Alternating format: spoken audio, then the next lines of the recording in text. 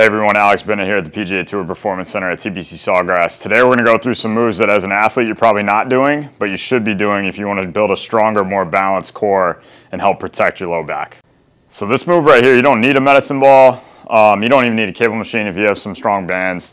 But this medicine ball really helps us kind of activate our transverse abdominis, these low abs. They get the adductors involved. And all we're going to do here is we're going to pull this out and we're going to squeeze that ball so our core is activated, neutral spine back here, and we're going to stir the pot. And we really want to control that deceleration there. And if it's easy for you to talk, you're not using enough weight or keeping enough tension in the core.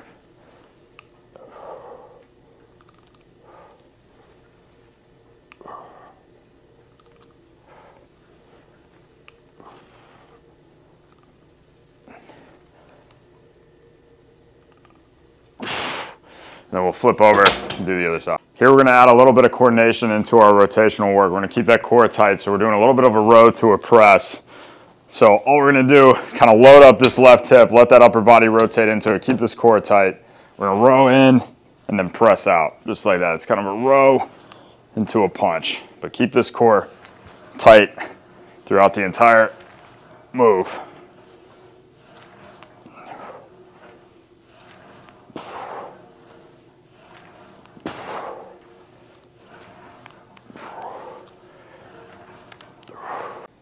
So this move, we're going to do a little bit of a split stance with a diagonal chop. We're going to kind of change planes. So we've been doing a lot of rotational work. Now we're going to do a lot of work where we're trying to chopping down where our impact zone would be as golfers. So split stance, get those arms long, and then just chop down, control it, going back. And I really want you to focus on keeping the arms wide as we go back to increase the challenge on the core to really stabilize this hip.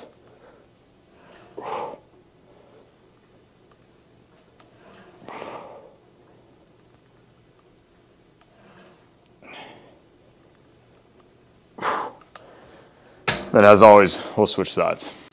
So this move we're going to control, we're going to be in golf posture, but we're going to control this rope out in front of us on this plane here. If you really struggle with width in the golf swing or staying centered or keeping a good spine angle, this is going to be really good for you. This is also going to force you into that posterior tuck down through here to keep that core tight, which if we look at a kinematic sequence, any type of 4D motion, every good player is in a posterior tuck through impact. So all we're going to do, get that right arm on, left arm on, keep it wide, and we're just going down just like that. Keep that core tight, stay centered.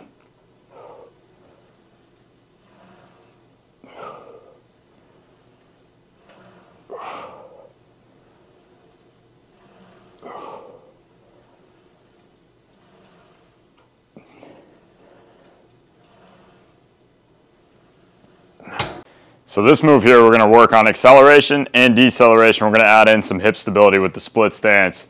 Same thing, we're trying to build balanced obliques, balanced hips. That's going to protect your back over time, especially as a rotational athlete. So we're going to get in the split stance, and you want a pretty strong band. You want one that's a challenge for you to try to keep your balance as it comes back as you're controlling that deceleration. I doubled up here. I might lose my balance on the first, but we'll see. So keep those arms wide, keep that core tight, and just fast. And like I said, that first one's the hardest one.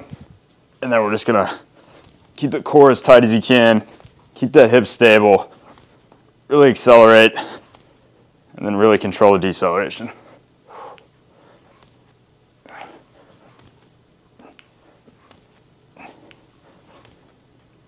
And then we'll flip over. This move here is going to look rather easy, but it's really not. So same thing, we're going to promote balance with the obliques, the hips. You're going to hear me harp on that a lot. As a rotational athlete, you're going out and you're hitting how many balls? One direction.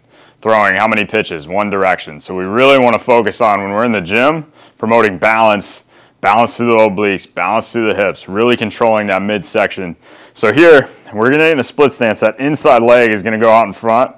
We're going to go long with the arms, and I want you to kind of actively squeeze this glute, so we're getting a little bit of an active stretch through the hip flexor, but at the same time, we're maintaining that tension in the core, and we're just going to do a raise. So right here, we're really trying to control spinal tilt, right? We don't want this to pull us that way. We're really utilizing the core for a lot of things it was meant to do, and that's controlling our spine angle and stabilizing our hip. Good. And then we'll flip